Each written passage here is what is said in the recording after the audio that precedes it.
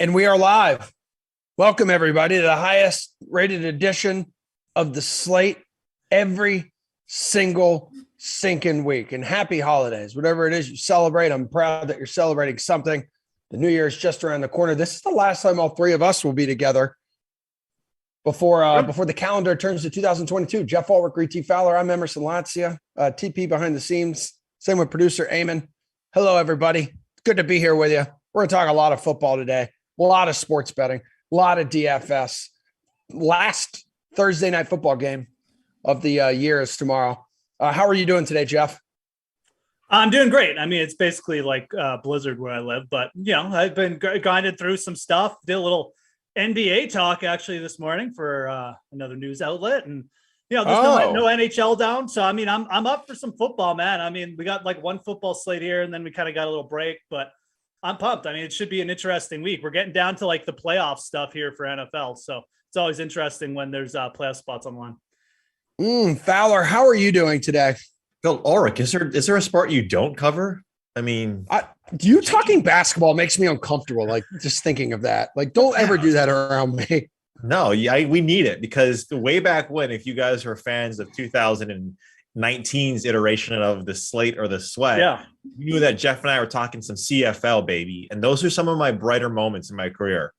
We're talking Canadian Football League. And every single time I was trying to get, I forget the quarterback that played at SMU. He had a Samoan last name, and I don't think he's in the league. I don't even think he's playing football anymore. Any chance I could get, I would just tout him. But yeah, I'm doing well. Like Jeff mentioned, there's a lot of different. Like the playoff picture for both sides, mostly the AFC, I would imagine, is completely wide open. It's fantastic. That could get there, but then COVID now too, but that as the undertone is kind of making this a pretty wonky last few weeks of the regular season. And it's we talked about like the Colts. Everyone's kind of high on the Colts. They might not even make the playoffs, man. Like there's they're such a good team, but I mean, like they're deep in a playoff race. So yeah, it's crazy right now. Yeah, they are. They're chasing down the Titans right now, who are going to be hosting the 49ers tomorrow night. Two playoff teams, Fowler, but they're two playoff teams moving in opposite directions. A final Thursday night football game of the season, as I mentioned. San Fran, last time I checked, were they still a 3.5-point road favorite? All right, that's what it was. 3. They're at 3 right now. Okay, they're at 3. Okay, so Jeff, how much do you like Fighting Jimmy G's chances here of covering? They're rolling offensively. They're winners of 5 of 6. And as I've mentioned, Titans moving in an opposite direction. They have lost 3 of 4 here. I know it is a spot. Like, I mean, look, like I like the Titans chances. I mean, to potentially come out of the AFC East, but I mean, I like their chances just because it's so close. And I think they're like a good long-term bet, but I don't know, man. Like the 49ers are a solid team. I do think at +3, like you almost just have to like plug your nose and take the Titans. I really do. This is just a team that they really should have won last week. They just, are they going to turn the ball over like 5 times again? I mean, if they don't do that, this game is going to be close. They are still running the ball even without Derrick Henry.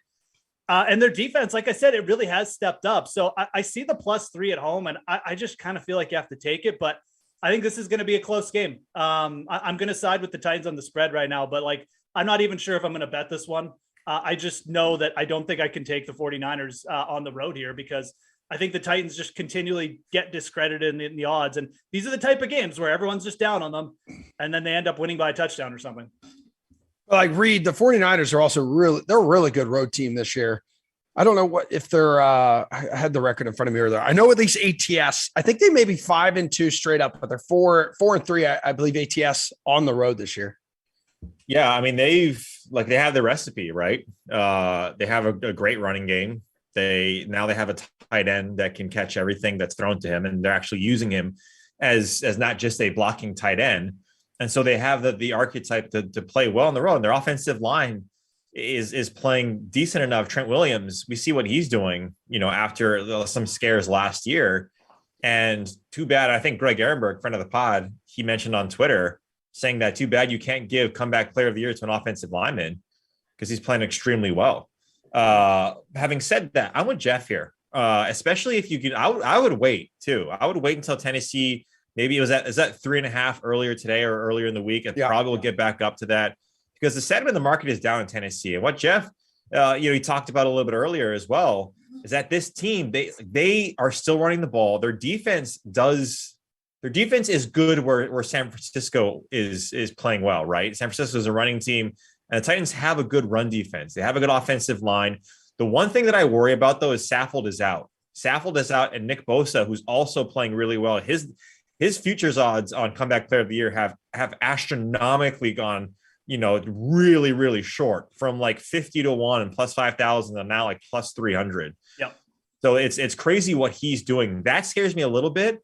But if AJ Brown plays, if he's playing and he's practicing right now, he doesn't look like he's going to play, but if he does, oh, absolutely. I think Tennessee at plus 3.5 is an absolutely great bet. And I always bring this up when we talk about Titans. Like, I don't even care what kind of team you think they are. They're a good cover team under Mike Vrabel. Like they are really good against the spread team. They have been since he's come and been the head coach. So, again, when the sentiment is low on them, it's typically been a good spot. But I mean, I think the 49ers are a real team. I mean, I don't think they're like a mirage or anything. They're not like frauds, like, that we always call the Ravens or something. I think I always have respect for Kyle Shanahan. And I mean, like, Jimmy G is quietly having like a pretty good year. So I think this game's going to be close. Quietly having a better year than Kirk Cousins. Maybe. No, I don't think so. I just don't know. I think both, right? I think both are in the same category. Like, they make stupid throws. I mean, Kirk Cousins, that's vintage Kirk. Granted, yes, Justin Jefferson did get held, but him throwing to absolutely no one but the defender the other night was like a vintage. I was waiting for a text from Jeff. He was probably tending to his kids, but I was busy. Yeah, my kids. Yeah. I was going to say, you and I have been carrying the group chat over the last week. Like, he's hardly even taken part. You and I don't have kindergarten is out. Okay. Like I am kindergarten right now for my kids. So he's got black ice to deal with. Like, Canadian black ice is difficult this time of year. So like, Jimmy G's playing well. He's a serviceable quarterback. Everyone's yelling for Trey Lance when Jimmy G makes those bad plays, but that's not going to be the case, not this year. And look, if the 49ers go deep in the playoffs, Jimmy G could be back, right, with this team. If they don't, then they're going to go with Trey Lance. So it's really a win-win for San Francisco. I don't think they improve in their standings that much, right? They maybe get up to the 5 spot, but then again, right, that's really semantics. They're in a good spot right now. And Reed, I think you're onto something too, because this could be a favorable spot for Tennessee, considering they're 2-0 at home ATS this season as a home underdog. But at the same time, I'm looking at their stats, like Tannehill and the Titans offense, Jeff, like, they're struggling. They've scored just 2 touchdowns once in the last 4 games.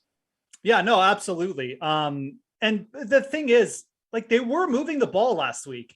And that's where I kind of think that, like, that's where I'm confident enough to say, like, if you ask me to pick, I'm not just going to take the cop and be like, I don't know. I don't want to bet this. Like, I would take Tennessee. They moved the ball. Like, they're running the ball well. It's just, they turned the ball over against Pittsburgh. I mean, they easily could have won that game by a touchdown and they probably should have. And I think getting AJ Brown back, if that does happen this week, is just going to open up the field a little bit for some of these other receivers who, maybe they're not very good, but they're going to be open a little bit more. and it's going to make Ryan Tannehill's life easier. So, again, like Jimmy G definitely has outplayed Ryan Tannehill over the last few weeks, but I think it's kind of like a toss-up at quarterback. Like neither of these guys are spectacular. They both make mistakes. And I think the defenses here actually kind of neutralize each other too. So again, you're getting +3 with like the home team with a head coach who's good at covering at home, good at keeping games close.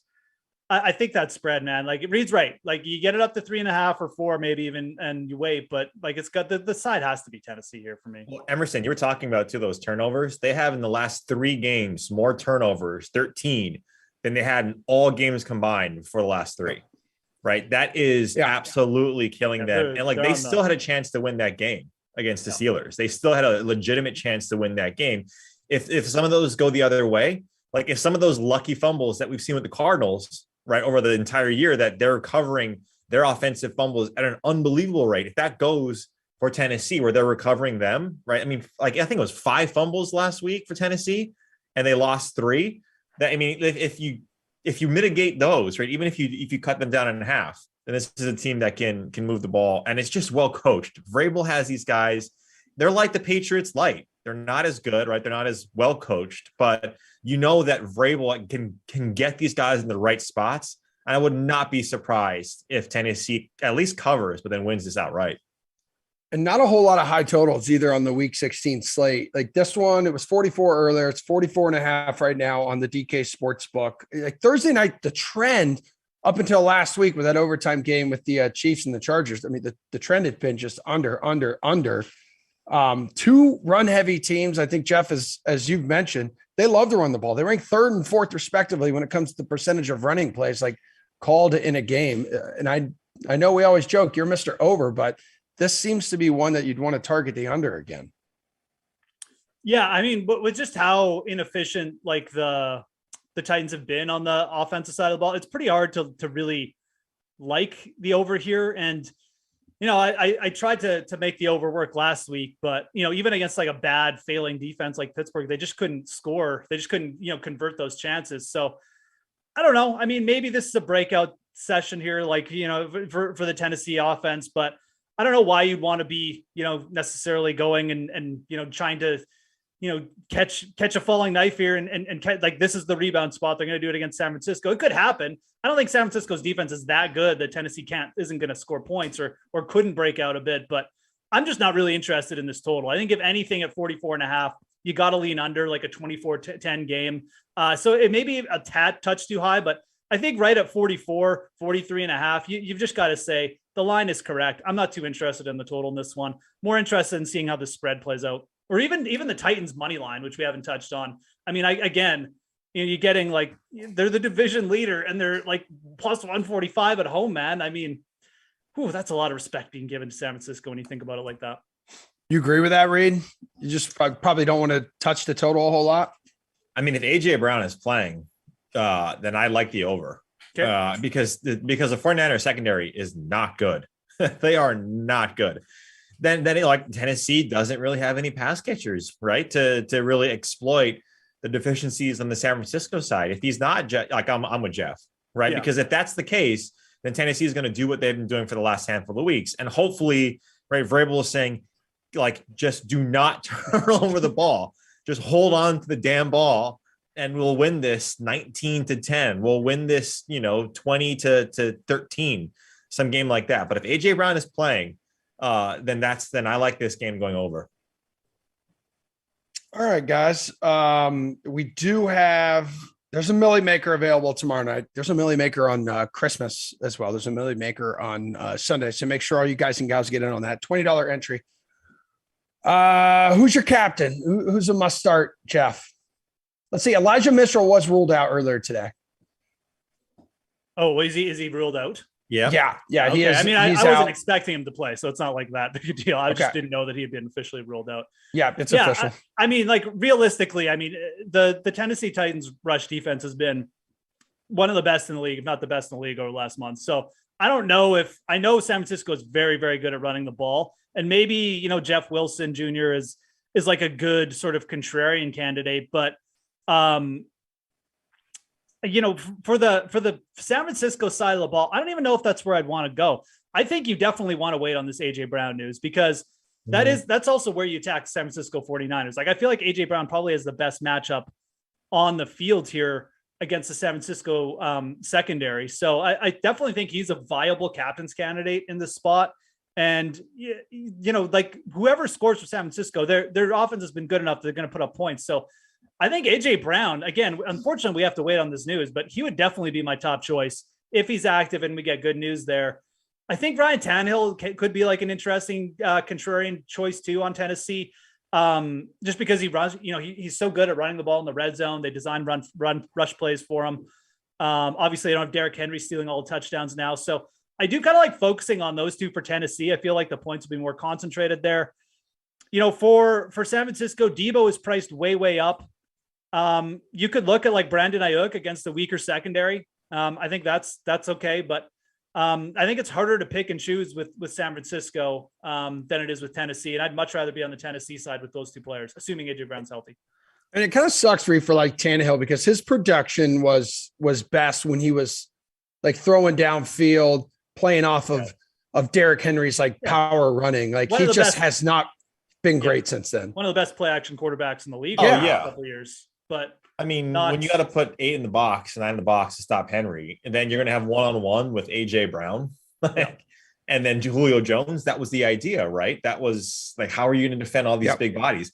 And on one-on-ones, when you have two guys that are just freak athletes physically and just by talent, then that really puts you in a great spot.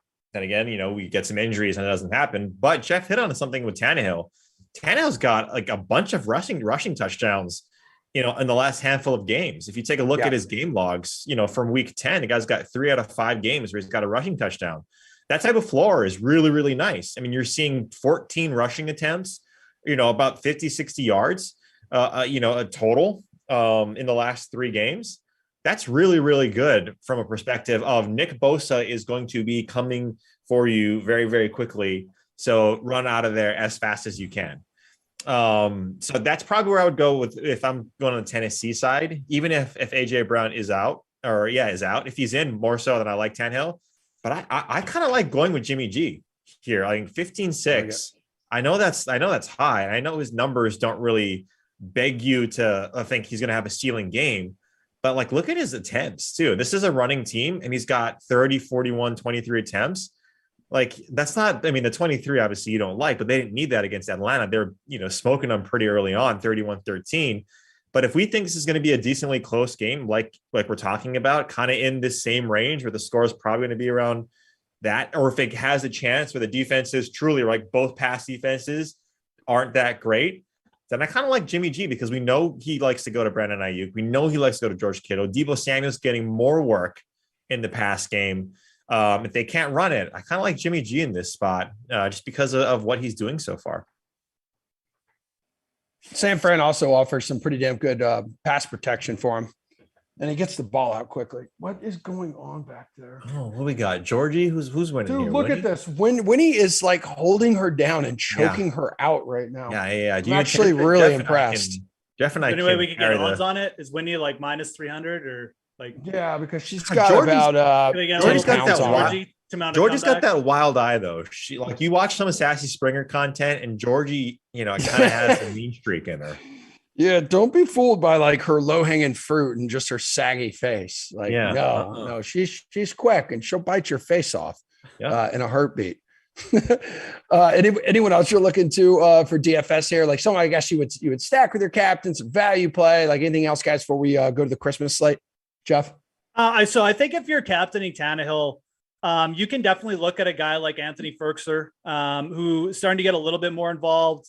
Was kind of touted as like the starting tight end. Then he kind of got hurt and he they just kind of hasn't used him, but his targets have picked up. Like he's had a 5-target game, a 7-target game in 2 of his last 4 starts. So again, if you're using Tannehill, obviously if AJ Brown is healthy, you need to pair those two. But I mean, Julio Jones, like we're still waiting on this, like to happen. And I just don't think it's going to happen. Maybe in the playoffs when everyone's healthy, he'll show up or something, but like, I don't think it's going to be like a regular season story, but I do think you can look to a guy like Ferkser or maybe even one of their cheaper wide receivers, like a third dude who like Westbrook Akeen or someone like that. But that's kind of the way I'd be looking, with Tannehill and one of those, especially with Ferkser, one of the value tight ends down there. Just trying to think if there's anyone I left off. And Chester Rogers. Chester Copper Pot. Yeah, yep. I don't know if there's anyone cheap on San Francisco necessarily. I mean, Jeff Wilson Jr. is going to be insanely popular. Yeah. Might even be a good fade spot for him, to be honest. Maybe play like Jermichael Hasty. Got worked in a little bit last week. I mean, Shanahan has used Hasty before. I don't know. If you feel like Tannehill is going to throw up another 4 turnover game, I mean, I feel like I've been a defensive DST tout on this show for like the last, month. I just talked about Nick Bosa getting to the quarterback fairly often. No. I think Tannehill is not he's not a bad play, but this is one too, right? That like usually you correlate, the home favorite running back with the DST, right? That correlation. But I think if you take a look here on the road, like I think the 49ers are live. I mean, they got 9 points in the last 3 games. They can definitely get to Tannehill, especially if Saffold out and Nick Bosa. And this is a team that has athletic linebackers. We'll see if Azeez Al-Shahir is back. But Fred Warner is one of the more athletic cover linebackers. I just think that even if this could potentially be a game that goes over 44, it could get up to there. I still think with Niners, if you want it to be a contrarian, put him in your captain spot. I don't necessarily hate it. I don't think you have to. But the 49ers DST is someone that I'm looking at, or a unit that I'm looking at. Reed, would it be crazy to fade George Kittle tomorrow night? Considering the Titans are like one of the more stingier teams against tight ends with Kevin Byard and a few others there. I know he's not your typical tight end, but it's not crazy. Night too. I mean, you have to be, really on the eggnog. I mean, really got to be contrarian. Sipping on the eggnog a little bit too much to pass up on Jorge. Jeff's not a big pay up for tight end guy. No, I'm not. And the thing is, who would you rather fade, Deebo Samuel or George Kittle? I mean, I'd rather fade George Kittle just because. Yeah. Samuel's, he's getting those rushes now. Yeah. His red zone usage is insane. That's Kittle your guy. Is amazing. I mean, he can go off against anyone, but Deebo is going to get touches regardless of game flow, like in a lot of different situations. So, and plus he was on my fantasy teams, which have all been eliminated now. But not all of us. Not all of us. No, I mean just mine personally. Yeah. I did beat Reed. That's like my big thing. Did. I would rather fade Kittle than Samuel though. I mean, fading either of those guys this is why it's hard to pick out a San Francisco captain, because you've got Kittle, you've got Samuel. Reed made actually a pretty good case for Garoppolo, to be honest.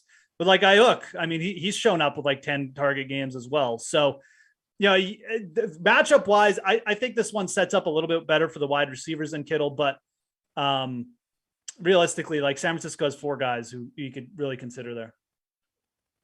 I think it's incredible, by the way, just how I was able to knock up Brandon, and I had Lamar in the quarterback spot, and I was the worst team in the league until I made a run at the end of the year, made the playoffs by 2 points. Actually, I'm in the championship game and I'm facing Christian. Super. Everyone cares and knows what you're talking about. Right? I understand that. No, people watch the Wednesday edition of the Slate all the time. They know exactly what we're talking about. There are 2 games on Christmas, dudes. And did you know, this is a fun little fact, the NFL played its first Christmas Day games a half century ago. All right, 1971.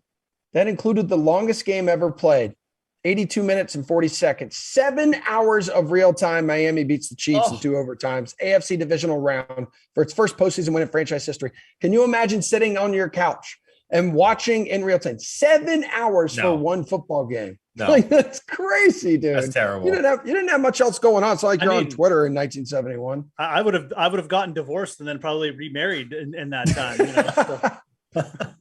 Adopted a few dogs. Yeah. Oh man. So we got Browns, Packers, Colts, Cardinals is going to be fun. I guess which one do you, Reed, prefer targeting on the DK Sportsbook, or are there certain bets that maybe stand out to you for each one? I want the Packers in a teaser leg. I think they're perfect at that 7.5 right now. Get them down to 1.5. Myles Garrett. That's a big thing. I don't know if Myles Garrett's going to be in this game. Yeah. Is that a COVID thing? And I think he got a little banged up against the Raiders on Tuesday. It's a short week. The whole team right? has COVID, so yeah. A really that's a disadvantage for him. Monday, yeah, and the Browns too, man. Talk about a far cry from if they beat the Raiders. And they would have been number 1 in their division and number 4 in the AFC, and now they're 12th in the AFC. So that's a tough beat for them. And the Packers, look, the Packers are doing everything right. The Packers are doing every single thing right. Having said that, though, give me the Packers in a teaser, because what happened last time? Now the Ravens, guys, the Ravens have screwed up my bets on the last drive of the last quarter, in back-to-back weeks. Green Bay and Cleveland. These two teams I bet on, and the Ravens have single-handedly taken money out of my pocket away from Kolu's Christmas fund. Oh, sorry, buddy. And have screwed me over. So the Ravens are frauds in my. No, I'm just kidding. But I probably want to stay away from just betting this straight up, and probably use the Packers on a teaser leg. What about you, Jeff? So do you feel like betting on Christmas Day? I mean, I like the under in that Green Bay Cleveland game. Yeah. Not sure how Cleveland's going to get more than 10 points against the Green Bay Packers. And I mean, if Myles Garrett doesn't play, I mean, I do agree with Reed. Like, it's probably a good teaser target for sure. But it's such a bad situation for Cleveland. I mean, they can get back in it with a win, but man, that's a short time to rebound. Now you got to go into Lambeau Field. I know they do have the type of, the one thing you'd say, they have the type of team to play well in that environment and against the Green Bay Packers. I mean, if you can run the ball against Green Bay, you keep Aaron Rodgers, Devontae Adams off the field, but like now their best defensive player might not be 100%. And we still don't know what's going on with the rest of the team just in terms of availability. Yeah. It just feels like a bridge too far. So I think even if Cleveland makes this interesting, like the Packers will probably still win by 3. And that I'm not going to go out of my way to like bet the Packers, even though I don't really think they're like terrible, but I think that at -7.5, I'm probably fine laying off it just with all the variables for right now. Maybe if we got like more news, like Garrett's out and the line didn't move, I'd be interested in betting the Packers just right at 7.5. But for now, I like the under in that game a lot. I think you'll see that total come down. I like the other game for betting purposes. I think the Colts are a better team than the Cardinals straight up right now. And I don't have a problem saying that at all. I think Jonathan Taylor can run right through this defense. I think Kyler Murray has been way less efficient than he was at the start of the year. It's kind of more what we've seen from Kyler over his career. He doesn't have that high completion percentage. He misses passes in the red zone. And if he does that against the Colts, he's not going to keep up because the Colts are putting up 30 every week. I think the Colts are a great money line bet. It's still at +100. There's got to be a good Jonathan Taylor player prop there too. He scored a touchdown 11 straight games. Well, let's look at the player parlays. I mean, what do we have them at? I mean, I always bring up the player parlays, and I know I hit one with Jonathan Taylor this year on the I think it was a Thursday edition with Kaufman. Maybe it doesn't count because I was doing it with Kaufman, but I think we hit it at like +800 or something. Oh, they're not out yet. But yeah, okay. If you are interested in betting player props, like the DraftKings Sportsbook has the player parlay section. When those get released for Jonathan Taylor, you'll probably get like 125 yards and 2 touchdowns at like, +800 or something like that. Yeah. Those are fun, man. Like, and they're legitimately could hit. He's got 106.5 for his over/under in rush yards. I just go over that. You go over. I was going to say that team that it's with the Colts, it's running game, it's defense. They travel well. They're 4-2 on the road. He averages like 21 carries a game. Here's a good one on the road. Here's a good one. Longest rush, Jonathan Taylor, 20.5 yards. Take the over. I'll take the over right there. Yeah, and the Cardinals' rush defense has not been playing great of recent. Not good. No, and this guy's speed, Jonathan Taylor, his second level speed is amazing. Like this guy, you saw that. Reed, you saw that in that 67-yard touchdown. He had to ice the game against the Patriots too. That's a good point. He's fantastic. He reminds me. He reminds me of Adrian Peterson. Yeah. That second level speed when he gets going. Yeah. He doesn't run as upright as AP. No. But just the ability to run inside the tackles, and then also, like you said, the second level speed. It's very on the burners. He's going to be a fantastic player. And like this team, like I think we've been talking about it ad nauseum for the last month and a half, 2 months. because they've been a story over the past month and a half. Yeah, like, get the Colts at, at 3,500, 4,000 to win the Super Bowl. Why not? Right? Because I think now they're like a quarter of that. Because they have the type of player and the type of team to make a long run if they make it in, right? There are still a lot of things that need to pan out for them to make it in because the AFC is just all over the place. But yeah, Jonathan Taylor is the guy that as long as he can stay healthy and doesn't get a freak accident, he's the guy that this team is going to ride all the way potentially to a long playoff run. God, it's a freak accident. That's what I was thinking about, like with Leonard Fournette and his hamstring, and that's why I wanted the Bucks to sign AP so bad. Let AP, let him just ride. Let him get that title with you guys instead of on Seattle's third practice squad. I know he gets like re-signed and dropped and re-signed and dropped. I know, dude. It's bad. The main Sunday slate, dudes. Game of the week for multiple reasons. Bills at the Patriots. Yeah. Second time in 3 weeks here. First place in the division is on the line. Buffalo's the dog, baby. Oh, yeah, the Fighting Meg Muffins. How confident are you the Bills can cover and win this baby straight up, Ulrich? Not very confident. Yeah, really? No. Why? Well, they should be a much different game. Oh my God! Stop going back to that when the Pats throw it 3 times. Yeah, and their wind gusts up to 300 miles an hour. Why did they only have to throw it 3 times? Because the Bills can't run the ball. The Patriots lost their first game, and they lost it to a team that could run the ball. They lost it to the best rushing team in the league with Jonathan, or maybe the best running back, whoever you want to call it, and a team that's got a very solid defensive line. So the Patriots had trouble running the ball too. The Bills really don't feature either of those. I mean, this is a team who relies kind of on Josh Allen to save them. Josh Allen hasn't saved them as much this year. And I think that, now you're asking them to do it on the road in Foxborough. Yeah. I mean, maybe it's not going to be like a whiteout, like 50-mile-per-hour blizzard conditions, but it's still going to be cold. The Bills can't run the ball, man. They can't do it. Good team on the road. I think the Patriots are going to win by a touchdown. I think the Patriots are a good bet at home.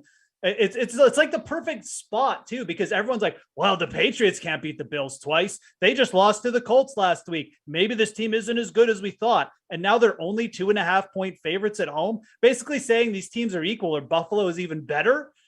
But why? Like they just beat the Bills and they've been the best team in the NFL up until last week when maybe the Colts, I don't know. You can say the Colts are better now. I don't know, but no, I have no interest in betting the Bills this week. Oh, Mac Jones, 102.5 rating. Sorry, Meg. At home this season. It's okay. She's not watching. Okay, good. Let's see. So, Reed, do you think he last week the rookie had his first big rookie game where he making mistakes like left and right, multiple interceptions? You think he avoids those against Buffalo? Again, Buffalo damn good on the road. Look at this average margin of victory, 13.5 points away from home entering week 16. That's the best in the league. What happens when you play the Jets twice a year and the Dolphins? Yeah. Well, I mean, the Patriots also have that. The Dolphins are bad, bud. They're streaking. All right. Patriots also have that to their record as well. Like it's a wash. It's a moot point. The two teams that have the highest margin of victory right now in the NFL. What's that? It's the Bills and the Patriots. Exactly. I wanted you to know that. Right. Like as Emerson tends to his Sassy Springers, follow them on Instagram at Sassy Springers. And look, I'm like, Jeff, I'm with you. Like the Bills too right now. I think what you worry about them is can Josh Allen and Kyler Murray kind of have the same issues, right? Like they play this type of hero ball that if stuff's not necessarily going their way, they rely, and they've done this so far in their careers all the way up to the NFL, is they rely so much on their athletic talent that it sometimes gets in the way. While it's great for fantasy, while it's great for DFS because it's all stat building, doesn't really necessarily translate to wins and losses, right? We've seen Buffalo Bills, well, I think they're at 8-6 right now, and this is an important game. So the reason, I'm not too worried about this line being, which way or the other, but the Patriots at home, without just playing the Bills, are so good. They're so good at home. And look, Patriots might be down some guys too. They might be down some a receiver. I don't know if it's Kendrick Bourne or Nelson Aguilar. One of those guys, it might be Aguilar. I think he might be out in this game. And so like Gunnar Olszewski is going to be in and some practice squad guys. And for a normal team, that would be a death sentence. For Bill Belichick, he is licking his chops because there's no tape on these guys. No one knows who these players are. And can't you just see some random dude or Gunnar getting like 9 receptions for 120 yards because no one thinks to guard him. Cole Beasley is not going to be in this game because he's on the COVID list. So that definitely hurts. I will say Devin Singletary has probably cemented himself. Well, not cemented. They found their running game last week. They really did. So that's a plus. But having said that, is he the type of running back that you want to go up against a New England defense? Probably not. Right. And if they get down, they got to pass it. Bro, they've unleashed Gabriel Davis too. Built by UCF. Nice little compliment to Stephon Diggs. I'm telling you, this is a different team. This is a different team, Jeff. The Bills will not back down. Damn you, Ulrich. I think the Bills getting Gabriel Davis is big. I mean, but Cole Beasley does provide them the sort of security blanket. Reed is correct in saying like New England does have some injury stuff, but Kendrick Bourne probably going to be able to make it back. He's got like 5 days to clear COVID. It's Aguilar who's banged up. Actually, Emmanuel Sanders is banged up too. Yeah, and then let's see, Aguilar not practicing today is what TP just dropped into Slack. And Sanders is a little bit banged up, but I think he's questionable. Anyways, as long as New England has Myers and the 2 tight ends, I'm not overly concerned there. Mm-hmm. Look, Buffalo needs to prove it, man. I mean, they haven't really had a prove it win all year, so this would definitely be it. Beating like a tough, a team with a good defense. Maybe Gabriel Davis and their increased usage of him. Maybe that is something, but I mean, the Patriots, I don't know. I get that it was in a blizzard, like I do, but like the Patriots have numerous solid wins on their record already. So I don't know. I don't think you can just point to that one game and say it's a write-off. Yeah. I'm just pointing to that game that was 3 weeks ago against this team. Yeah. And the Patriots are also covering this. Different. They're covering the spread by 8 points, which is the highest of any team in the NFL, right? Exactly. Yep. So, and they're at home and they just came off a loss. I mean, this says the writings of Bill Belichick in division to really stomp on the Bill. I mean, this is what they've been doing for the last however long. Dude, I want the Bills to win because I wanted to make it interesting. Yeah. And I want to see the Patriots fans cry. I want to see Kaufman explain away why the Patriots, although they lost by 20 points to the Bills, why it was a good game. I want to see all of that personally, but objectively, because I work for you guys as well, the fans out there, I can't, in good faith, say Bills are I'm confident in the Bills.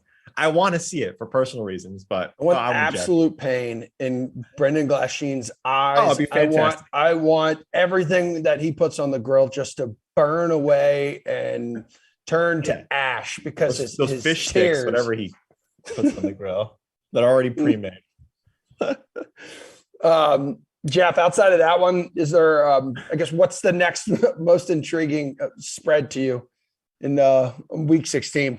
Yeah, I mean, in spread wise, I mean, I'm kind of on the Patriots. I'm not like huge on them or anything. Look, when we talk about teams like, why are the Patriots only -2.5 at home against a team they just beat? I mean, I'm shooting myself in the foot here bringing this up, but like, why are the Rams only -2.5 against the Vikings? Like, what are we saying here? That the Vikings are the same as the Rams? Like, the Rams should be like, I don't know. I feel like the Rams. There's a simple response to that question. Yeah, I know. I know what it is. I know what you guys are going to say. I like the Rams at -2.5. Of course you do. If this stays under a field goal, I'll take it. I think Matthew Stafford is on the road to potentially backdooring the MVP. I think the Rams are going to win their division. And I think that as long as the spread is under 3, I will take the Rams here all day. Look, I won't bring it up, but you go Google Kirk Cousins' record against winning teams. All right. And he's and Stafford's back in that NFC North building. He is very, very familiar with, Reed. Yes, he is. And what do we know about Minnesota, gentlemen?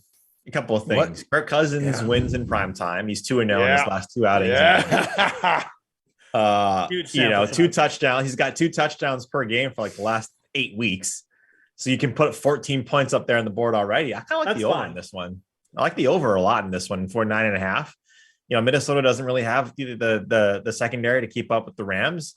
And look, Sony Michel, what Sony Michel is doing, and this is what we see all the time with the Rams. We saw it with CJ Anderson.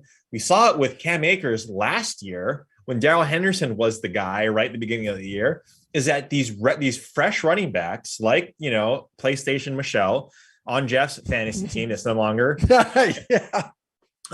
We see what that can do for the pass game, right? Sony Michel is much more efficient at running north-south, or north, not south, than Darrell Henderson. And that allows Cooper Kupp to absolutely obliterate every single defense that he faces. And Minnesota is not going to have an answer for Cooper Kupp. No one is going to have an answer for Cooper Kupp unless you do what now teams are doing to Devontae Adams, what teams used to do to Calvin Johnson, which is this: you know what? We're putting 2 guys on Cooper Kupp on the line no matter what. If that's the case, it opens up for OBJ. It opens up for whoever, Tyler Higbee, if he's back. It opens up for Sony Michel in the backfield. It opens up for a lot of those guys. Van Jefferson, I think, is in a great spot as well on the DFS side. So yeah, and Minnesota also too, they just play close games at home. If this number starts to creep up to like 3.5, it's a lot of points, to give to a team on the road. And we've seen the Rams kind of blunder and have some brain farts after big wins. I'm not saying last night was a big win for the Rams, but as a division game now, back-to-back division games in Arizona and Seattle, that could be baked into the line, Jeff. I'm not saying that the Vikings are, anywhere near what the Rams are from a talent perspective, but 2 back-to-back division games, one strong one against Arizona, they could be catching the Rams sleeping just a touch. Yeah, I mean, I could see this being a 3-point game, but I do think that where the spread is now, like, I think the Rams are good. Yeah. I agree. At 3.5, the Rams don't become as far. They're not really a bet. I don't even know if they'd be a bet for me. They certainly would be less attractive. It's a big number to go from 2.5 to 3.5. I do think you'll probably see that line move there, but if you can get them at 2.5, I think they're a good early week target. And the nice thing about the Rams too is, like, we got to think about this COVID thing. The COVID thing ran through the Rams last week. So, they're like ahead of the COVID situation, right? The other teams have to deal with it this week. They got through their game. Now they're kind of like in the free and clear. I don't know. One way to think about it. Like the Jets, half of its team, like the Jets, that coach landed on the COVID list this week. So America's team, the Jaguars, just going to sign Chad Penny today. Vinny Testaverde. Who else did they get? Bro, you're seeing Curtis all Martin the also Wayne making Corbett. comeback?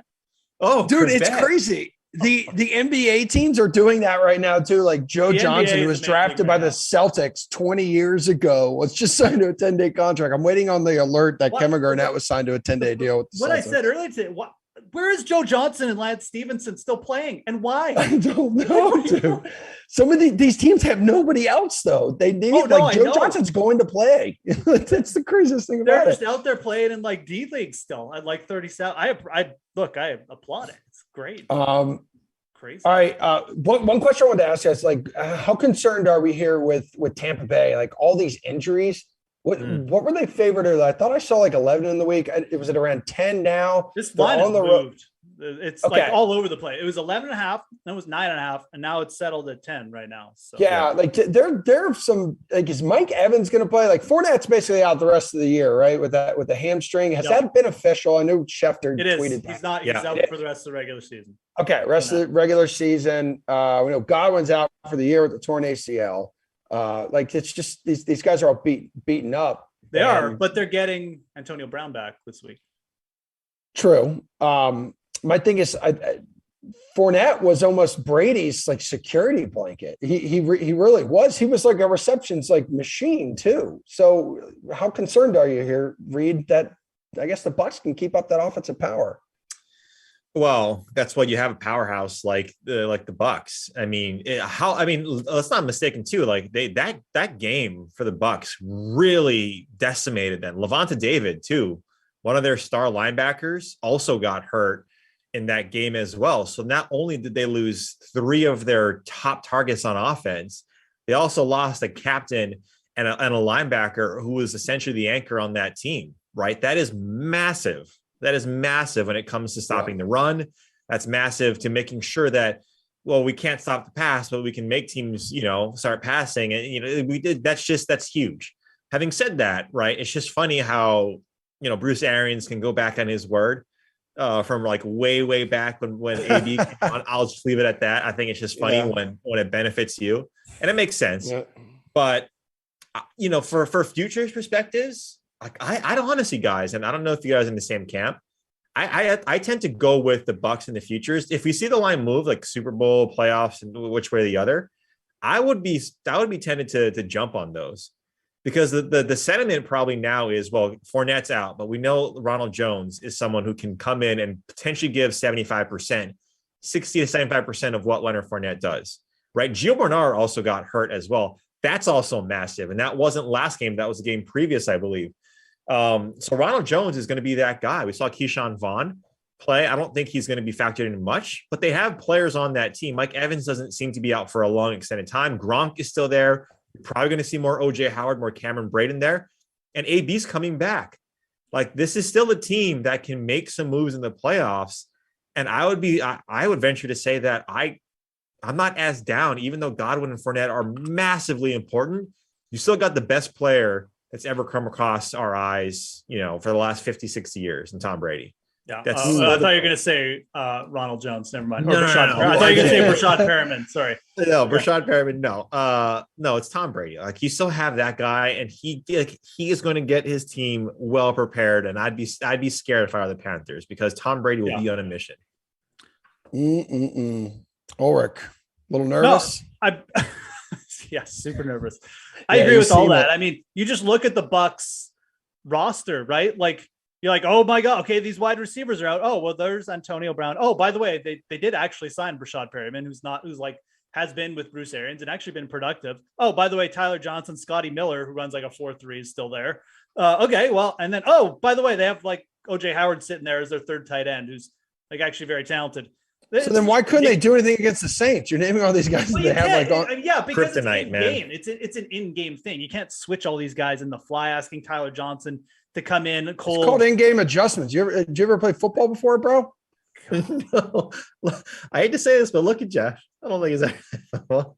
This is just I'm a coaching minor at UCF, which Brashad Perriman went to school. Wait, time out. Did you finish as a coaching minor?